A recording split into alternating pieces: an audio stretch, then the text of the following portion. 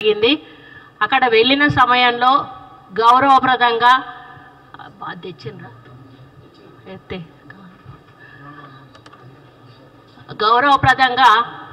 రఘునందన్ రావు గారు అక్కడ చేనేత కార్మికుల సమస్యలను ఉటంకిస్తూ, అక్క ఇక్కడ చేనేత కార్మికులు చాలా సమస్యలు ఎదుర్కొంటా ఉన్నారు, నువ్వు చేనేత ఇంటి ఆడబిడ్డవు, మరి ఒక చేనేత కార్మికులకు సంబంధించినటువంటి నూలు దండ నా మెడలో వేస్తూ వాళ్ళ సమస్యల మాలను నీ మెడలో వేస్తూ ఉన్నాను, నువ్వు తప్పకుండా పరిష్కరించాలి అని చెప్పి ఆయన నా మెడలో ఆ దండ వేయడం జరిగింది. ఆ దండ వేసేటప్పుడు కూడా నేను చూశాను ఎన్ని కలర్లు ఉన్నాయి అని అంటే 2 కలర్లు దండక ఉన్నాయి, 3వ కలరు తెల్ల కలరు కింద వేలాడబెట్టున్నది. ఎందుకంటే 2 కలర్లు వేస్తే అది బీజేపీ జెండా అవుతుంది అనేటువంటి ఆలోచనతోటి నేను వేయించుకోవద్దు అనుకున్నా. అక్క మీరు వద్దంటారని కింద తెల్లది కూడా నేను అటాచ్ చేశానని చెప్పి వేయడం జరిగింది. ఇది ఆ దండ, ఇది ఒక జాతీయ పతాకానికి సంబంధించిన కలర్ ఇది. అదేవిధంగా ఈ నూలు అనేది మరి వాళ్ళ వృత్తికి సంబంధించింది, చేనేత కార్మికుల వృత్తికి సంబంధించింది, చాలా పవిత్రమైనది. దీనిలో అంటే ఒక పెళ్ళికి సంబంధించిన విశిష్టత ఇందులో ఏమీ లేదు. ఇది ఈ నూలు అనేది లేకపోతే ఈరోజు మన మానాలు అనేటివి ఉండేటివి కావు. ఈరోజు మనం అందరం బట్ట కట్టుకొని తిరుగుతూ ఉన్నామంటే కేవలం ఈ నూలు వల్ల, చేనేత కార్మికులు నేస్తున్న నేత బట్ట వల్ల అనేది మనం అందరం కూడా గుర్తించాల్సిన అవసరం ఉన్నది.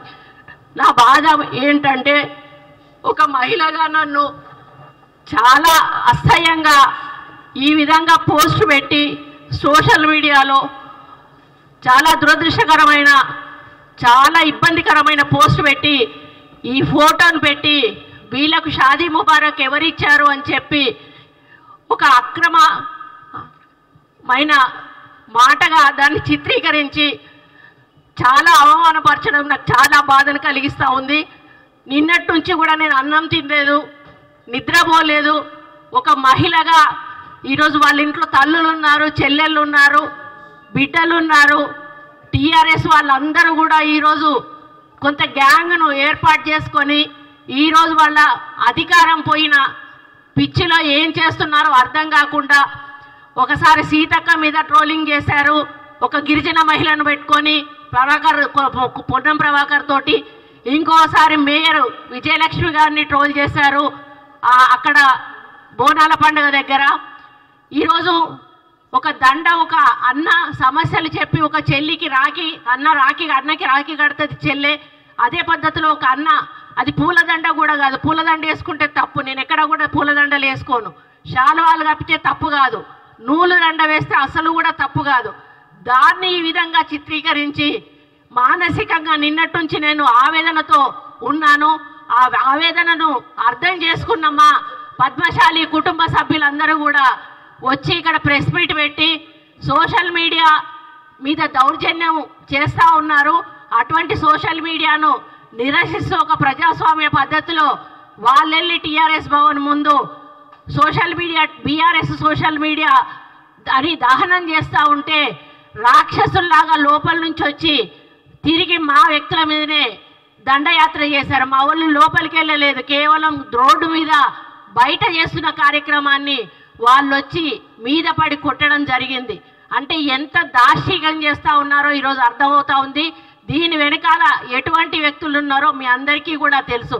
ఈరోజు 10 సంవత్సరాల అధికారం తర్వాత అధికారం కోల్పోయి పిచ్చి పట్టి మరి ఏం చేస్తున్నారో అర్థం కాకుండా దుర్మార్గమైనటువంటి ప్రచారాలు సోషల్ మీడియా ద్వారా చేసి అసలు అంటే చెప్పలేని విధంగా అభ్యంతరకరమైనటువంటి వ్యాఖ్యలు చేస్తూ ఆ ఫోటోలు పెడుతూ ఆ విధానం ఏదైతే ఉందో మరి చాలా బాధ కలిగిస్తూ ఉంది. నేను అదే అడుగుతా ఉన్నాను కేటీఆర్ని, అయ్యా నీ చెల్లె మొన్నటి వరకు కూడా జైల్లోకి పోయి వచ్చింది, నీ చెల్లె జైలుకు పోతే నీకు ఎంత బాధ ఉందో నీకు తెలీదా?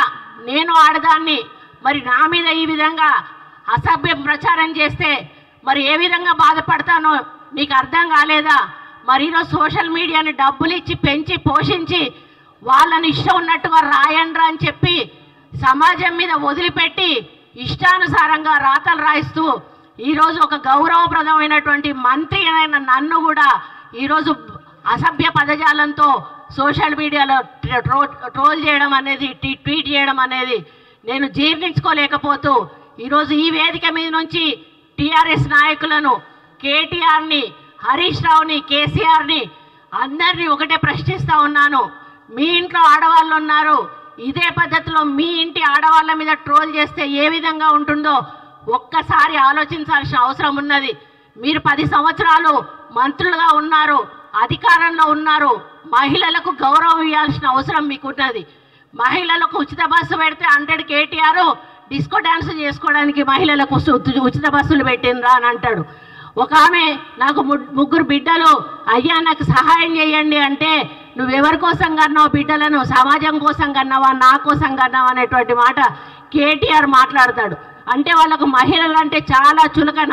నేను వాళ్ళ పార్టీలో మంత్రిగా మన ఎమ్మెల్యేగా ఉన్నప్పుడు ఒక్క మహిళా మంత్రిని కూడా ఇవ్వలేదు. అంటే ఇవ్వాల్సి వస్తే నాకు ఇవ్వాల్సి వస్తుంది, మరి ఆమె కొంచెం ఎక్కువ మాట్లాడుతుంది కాబట్టి ఆమెకి ఇవ్వద్దు అన్నటువంటి ఆలోచనతోటి నాకు మంత్రి పదవి కూడా ఆ రోజు ఇవ్వలేదు. ఇవ్వకపోయినా కూడా నేను ఏ రోజు కూడా మాట్లాడలేదు. ఆ రోజు నాకు ఎటువంటి అగౌరవం జరగలేదు కాబట్టి నేను ఆ పార్టీలో ఉన్నా. ఎప్పుడైతే అక్కడ అగౌరవం జరిగింది, పార్టీ టికెట్ ఇవ్వలేదు, ఆ రోజు ఇండైరెక్ట్గా మమ్మల్ని అగౌరవపరిచారు కాబట్టి వచ్చాను. కానీ రెండోసారి అధికారంలోకి వచ్చినాక టీఆర్ఎస్లో చాలా మార్పు వచ్చింది. ఆ మార్పుతోటి డబ్బులు కోట్ల రూపాయలు సంపాదించుకొని అహంకారము, బలుపు వచ్చి ఆ బలుపుతోటి ఏం చేస్తున్నారో కన్ను మిన్ను కానకుండా ప్రజల సొమ్మంతా కోట్ల రూపాయలు దండుకొని ఈరోజు ఒకటేసారి అధికారం పోగానే పిచ్చి పట్టి ఈరోజు బజార్లో మనుషుల కన్నా అధ్వానం, పశువుల కన్నా అధ్వానం.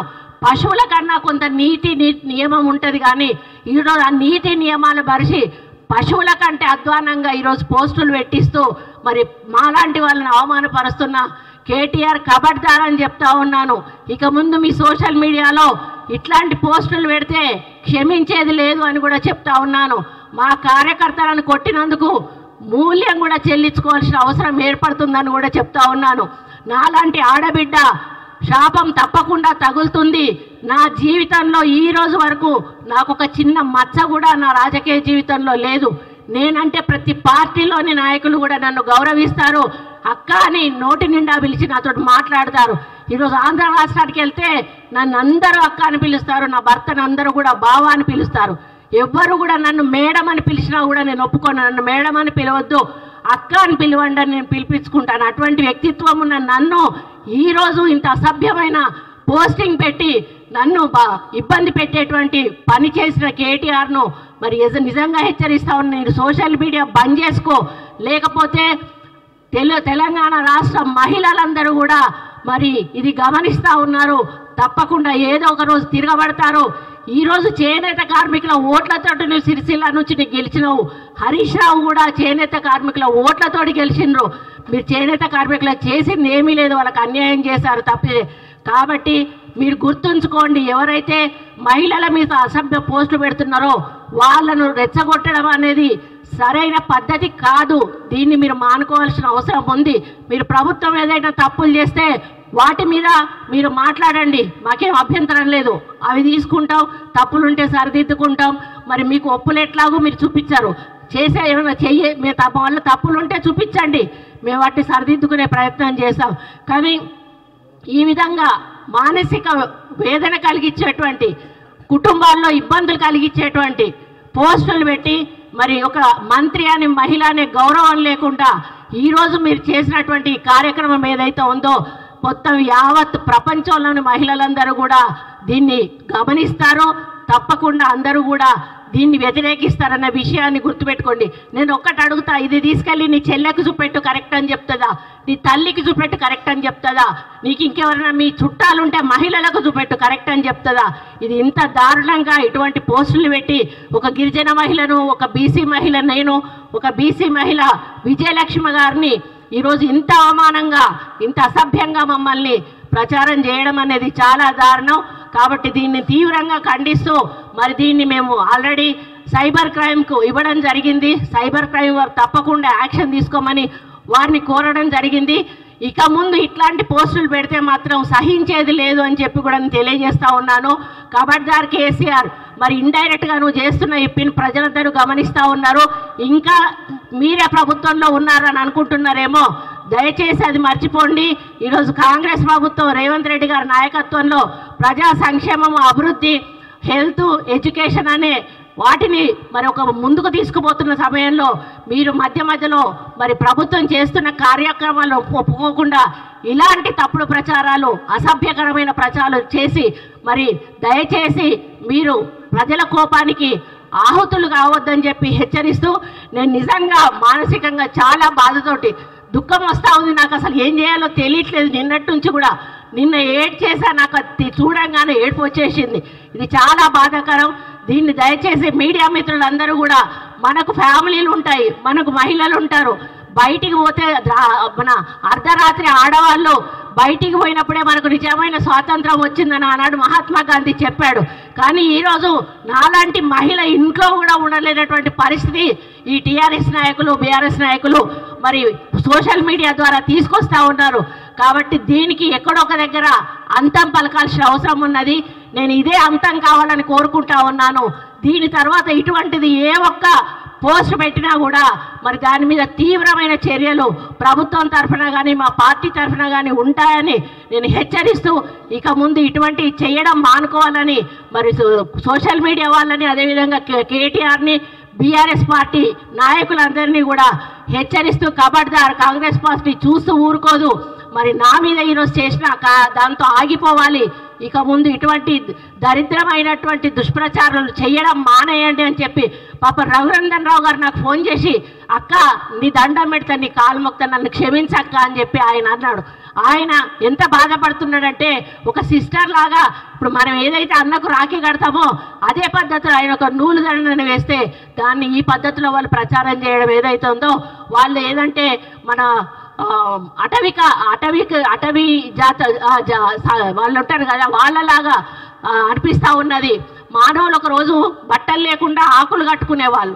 ఈరోజు మనం బట్టలు కట్టుకుంటున్నామంటే ఎవరిదయ్యా? మార్కండేయుడు దయ వల్ల ఆయన నూలు పోగును తయారు చేస్తాను. నూలు పోగు ద్వారా ఈరోజు మనం బట్టలు కట్టుకుంటున్నాం.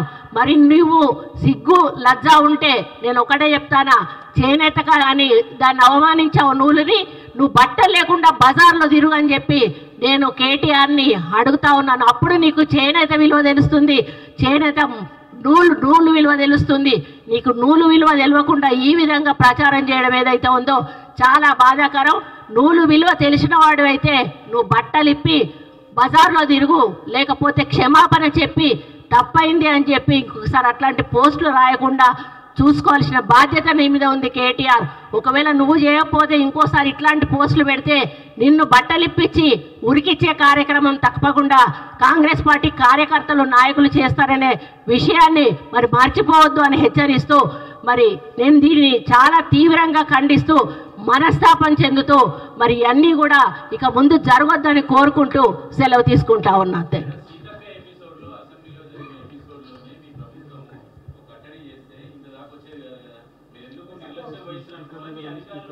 అది స్పీకర్ నోటికి తీసుకెళ్ళాము. పార్టీ తరఫున మేము అంత అంటే ఏదో వేసేసారులే అంతటితో ఆగిపోతుంది అనుకున్నాము. కానీ ఈరోజు ఇక్కడ దాకా వచ్చినప్పుడు ఆగిపోయే ప్రసక్తే లేదు. ఇక సీఎం గారు నోటీస్కు కూడా వెళ్ళింది.